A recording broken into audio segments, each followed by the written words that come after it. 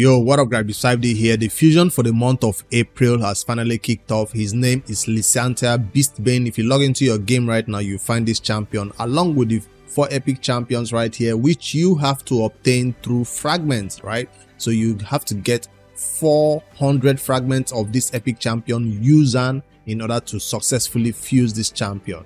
Always, it's better to get the fusion calendar and study it for a while and see how you plan to go about this fusion, see what traps and tricks you can use to save a little bit of resources by the end of the fusion, and of course don't miss out on important dates. For this one, I'm not just gonna use my old-fashioned method of drawing lines across this fusion plan and keeping this plan updated throughout till the fusion ends in April 23rd. This time around, I'm gonna use a brand new tool I saw yesterday being talked about on CoRed's channel, and it's done by Fastidious. So I'll be using this brand new website, fastidious.gg. If you go over there and click on the Raid Shadow Legends section, it also has Watcher of Realms section. So I'll be using this tool right now to do my fusion plan and see whether it's going to be a little bit easier or better, I don't know, than my old-fashioned method of tracking my fusion plan, so I don't miss out on important events or any of these fragments. Yes, this is going to be a mixture of fragments and old school fusion, so you have to pick up the fragments to eventually fuse the epic champion and then fuse the legendary champion. So what would the plan look like? I'm looking at the first bunch of events that are launching, and I'm seeing that Spider and champion training are the first one that are launching today, and that means according to the method we use, you can do a little bit of champion training today if you don't mind spending the energy that is about to expire in that champion training. But the main Spider should wait until the Spider tournament kicks off tomorrow, being Tuesday. That's when the Spider will officially start, for me at least, right? So that's the 2 events you want to match together. And as usual, we've seen that every dungeon divers that is starting always has a second event that aligns with it, and this one will align with the Fire Knight. So that's the first dungeon divers done. So before I even get into the calculation, we want to see how many fragments you need. Like I said, 400, and it seems like you cannot skip out on any of these events you have right here, despite this fusion being a mere fusion that a lot of players are choosing to skip out on. It seems like they didn't make it any easier. They thought that you have extra fragments right somewhere. Well, the only extra fragment is hidden inside this hero's part right here, which doesn't just have 50 fragments, also have an extra 50. The 50 that is there is not even enough to fuse an entire 5th copy of this epic champion. Is just a 50 extra in case you want to miss out on 2 events. So if you don't like Dungeon Divers 2, if you don't like how many summoning events, that's also something I should take a closer look at. How many summoning events do we have? Where is the first summoning event? That's the first one. So you got Summon Rush coming up on Friday, which is going to be a weekend, and it will be a 15x, one of those 15x to 25x Summon Rushes. It's not going to be a 2x because we just had the 2x void just ended. So where is the champion chase? I'm looking Summon Rush, and it seems like champion chase is nowhere to be found. That means it's hidden inside here. That's what it means. Champion chase is probably hidden inside this hero spot. So the champion chase is the one with the extra 50 fragments. Why is it hidden inside champion chase? Because a lot of players do have a lot of ways to complete champion chase. I get old fragments saved up and all that, so that might, you know, entice you to summon all your old fragments or fuse all the epics you're getting from this fragments. You hold them until this hero spot on April the 17th. That's when you fuse these epics you're getting in this portal, summon them on that day. My remnant summon will also be spent that day. So that's why it's good to take a closer look at this calendar so you know what to plan for. You can also decide to skip the entire summon rush if you know you'll be going super hard for the hero spot. That's something I might do. Now, the hero spot normally does not just contain one type of event where we just get 50 fragments. No, it might contain an extra incentive that might make you want to go all the extra mile for that hero spot. I'm talking about souls, maybe 4-star, 5-star soul for this Lysanthier Beastbane champion we are pushing for. Not confirmed yet. The hero spot that normally comes at the end of fusion normally do have a soul for the champion we are currently pushing for. So I don't know whether it's gonna be in this one or right after the fusion ends, that's when they'll do that event. But it's looking like they will need a way to make players want to summon shards for this hero's path, because it's not very enticing to just have only fragments in a hero's path. There has to be a reward that will make players go for the extra 50 fragments in that hero's path. So if you're already deciding that you go for that extra 50 fragments in the hero's path, then you can decide to skip 2 other events in this calendar. So if you are not okay with skipping the first dungeon divers because it cuts across 2 events that are kind of make it easier to complete, and it also cuts across champion training that makes it easier to complete dungeon divers 1, you could look at another dungeon divers that cuts across champion training 2, yes, champion training 2 and dragon. That's it. That's all that one cuts across. This one doesn't even cut across the fire knight. So dungeon divers 2 right here cuts across only dragon tournament. So maybe you just do a little bit of dragon, do your champion training, and then you skip out on the dungeon divers 2. Or maybe it's dungeon divers 3 you don't like. Well, luckily for you, there is no dungeon divers 3 in this one, which is good. But gear enhancement events are 1, 2 and 3, and if you do not have the silver saved up, that could also be one you want to miss out on. 25 fragments in each of these events, and you can skip out on 2 of them if you intend to go for the 50 extra in the hero's path. So already my plan is looking at that hero's path might be the one I want to go for. Another reason is, check out, the hero's path does fall on the weekend. You can see that it's Friday the 18th, and that Friday normally falls in a 2x event. So it might be one of those 2x secrets, because we just had 2x void. Did we have 2x ancient anytime soon? 2x secrets might come up during hero's path. I'm just speculating right here. It's not going to be 2x ancient, right? And there is no way to get extra copies of this dude because nobody's pulling their void shards. So you can't even get an extra copy of this Yuzan the Marooned right there in any of these shard summoning, whether for the summon rush or for the hero's path champion chase. Damn. All right, this plan looks pretty straightforward. Fire Knight Ice Golem is coming last. Ice Golem has no dungeon divers attached to it, which tells you that these dungeon divers, this Ice Golem will have a dungeon divers element inside here. So it might be shard summoning and dungeon divers mixed into this hero's path. They're even beginning to tell you how it's going to look right there. And by taking a closer look at the plan, you can tell. Now, there's a sentence right here in the middle of this calendar that should not be ignored. Hero's path with champion fragments, summons plus. See, they even told us right here, and I'm here speculating. They clearly told you right here. Hero's path with champion fragments, that's this hero's path, comes with summoning champions, which is the champions I was talking about, and getting artifacts and accessories. Well, the Ice Golem told me all I needed to know, and the absence of a champion chase also told me all I needed to know. I'm glad that they are putting this information right here so you cannot miss it, and so you can't say they didn't tell you that there is a second artifact, and a second shard opening coming up right after the summon rush, or you didn't know there was a dungeon divers element inside this hero's path. I'm glad they're doing this where they're giving you the information right there, so you can't miss it. There is no way you miss this information, right?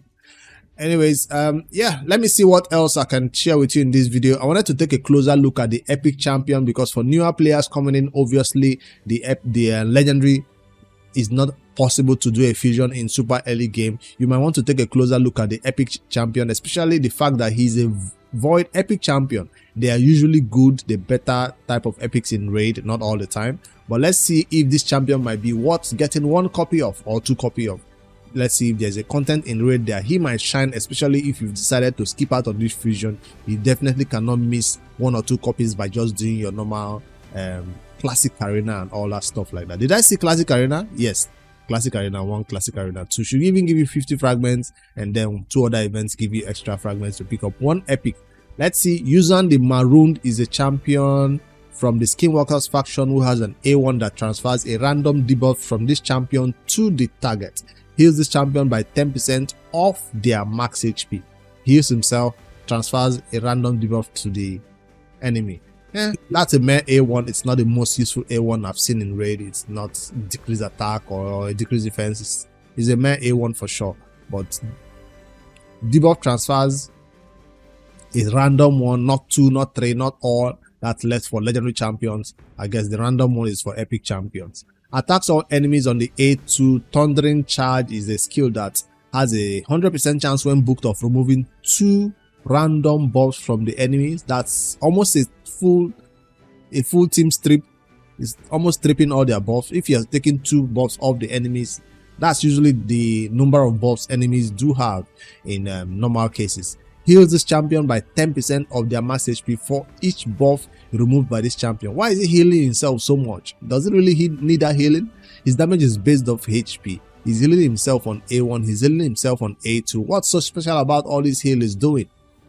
That's very, very suspicious. He's not healing, passing any of the heals to anybody on the team. He's just himself. 10% of their max HP for each buff removed by this skill. So his heals based on his max HP. Now it's going to be a big heal on an A1 and a big heal on an A2. This champion will be hard to kill then. On the A3, Good Luck Charm is a skill that removes 1 random debuff from all allies. So that's not a cleanse for us, it's just 1 random buff. It's not a passive also, it's not going to happen all the time. It's a 4-turn cooldown when you spend books on it. But this is a skill that heals all allies by 20% of this champion's max HP. Then places block debuff buff on all allies for 2 turns. The normal block debuff buff we see in raid normally comes on a 3-turn cooldown, right? No, 4-turn cooldown too. I'm going to compare that to a similar champion I know would do block debuff buff. Let me see if I can find her real quick. Let me quickly compare her. 4-turn cooldown too, but she comes with increased defense. So it's standard for epic champions who have block buff debuff to have hit on a 4-turn cooldown. So he's normal. He's normal for having that his own for 4-turn too. All right, let's go back to his kits. So this skill is pretty normal then. It comes with a heal too, so he doesn't come with increased defense or anything. He removes a random debuff from us and then heals, and then so this is way, I think this one has more utility because the heal might be better than an increased defense in some cases. So that's a good one, and it's being a void affinity champion. Does he need accuracy for anything? It doesn't seem like, well, he does need accuracy to transfer, he does need accuracy to remove their buffs, so he does need accuracy for sure. I was considering his void affinity, so he's not gonna get any weak hits when he's trying to do all these accuracy needing skills. So I'd say this champion is actually good because of this skill, especially for newer players looking to stop the stun in certain content like Clan Boss, Demon Lord, right? So, or the other areas where you need to block your allies from getting any crowd control or any debuff from them. This is very good. And the fact that he also removes their debuffs is good, especially for Doom Tower where you need a lot of cleansing if you don't have it on a passive ability. Let's see if the passive is making him better. Whenever this champion heals themselves using a skill, I knew there will be a reason why he's healing himself so much.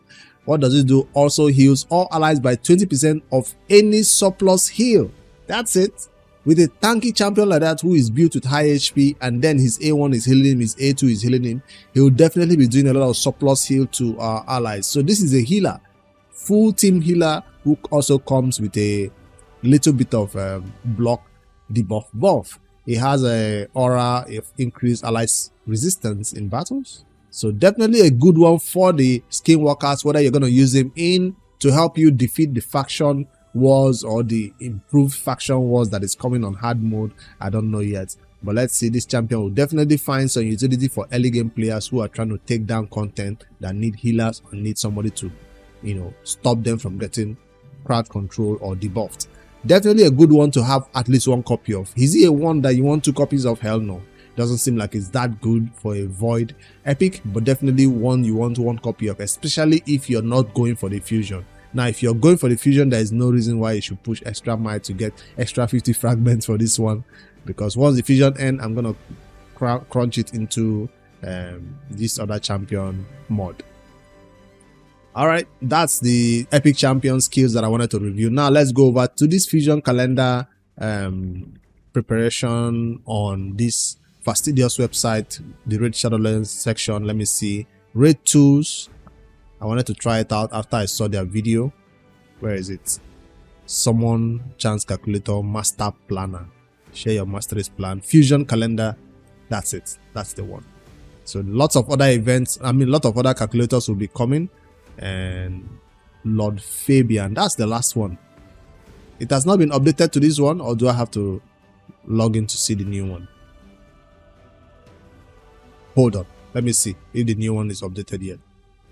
Alright, I took time to register and log in. I can still find the fusion calendar, so I guess it has not been launched yet. It will take a while to update, I guess, because this just happened. This fusion calendar was just released an hour ago, so I guess in a while we can check back and see whether this fastidious.gg now has the raid calendar for this current and champion we're going for, so we can use this tool to begin to chart our plan and pick the fragments we've gotten so far.